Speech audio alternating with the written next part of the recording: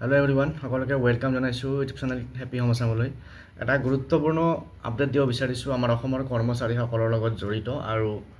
আশা কৰিছো ভিডিঅ' সকলোকে চাব আৰু যিসকলে চেনেলটো নতুনকৈ আছে সাবস্ক্ৰাইব কৰি ল'ব তো এইটো হৈছে আমাৰ অসমৰ মাননীয় মুখ্যমন্ত্ৰী হিমন্ত বিশ্ব শৰ্মা ডাঙৰীয়াৰ ফেচবুক পেজ তো ইয়াতে তেখেতে এটা অসমৰ কৰ্মচাৰীসকলক লৈ পেলাই এটা গুৰুত্বপূৰ্ণ আপডেট দিছে তাকে শ্বেয়াৰ কৰিব বিচাৰিছো ইতিমধ্যে আপোনালোকে জানে যে দুৰ্গা পূজা আহি আছে আৰু দুৰ্গা পূজাৰ প্ৰিপাৰেচন আৰম্ভ হৈছে যদিও জুবিন গাৰ্গৰ মৃত্যুৰ কাৰণে হয়তো দুৰ্গা পূজা আগৰ নিচিনা নহয় তথাপিও ইয়াৰ লগত জড়িত এটা আপডেট দিছে মুখ্যমন্ত্ৰী ডাঙৰীয়াই তো আপডেটটো এইটো দেখিছে ইয়াতে যে শাৰদীয় দুৰ্গা পূজাৰ প্ৰতি লক্ষ্য ৰাখি ৰাজ্য চৰকাৰে 2025 চনৰ ছেপ্টেম্বৰৰ দৰমহা আগতীয়াকৈ মুকলি কৰাৰ সিদ্ধান্ত লৈছে এই অনুসৰি দৰমহা 1 অক্টোবৰ 2025 নিৰ্ধাৰিত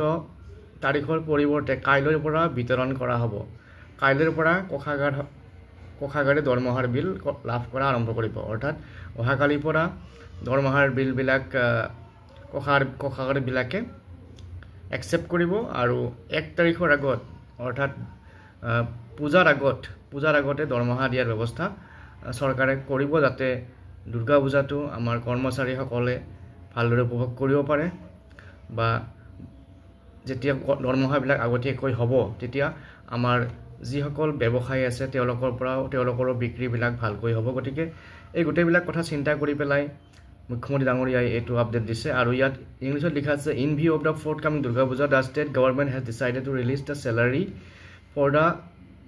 September 2025 in advance.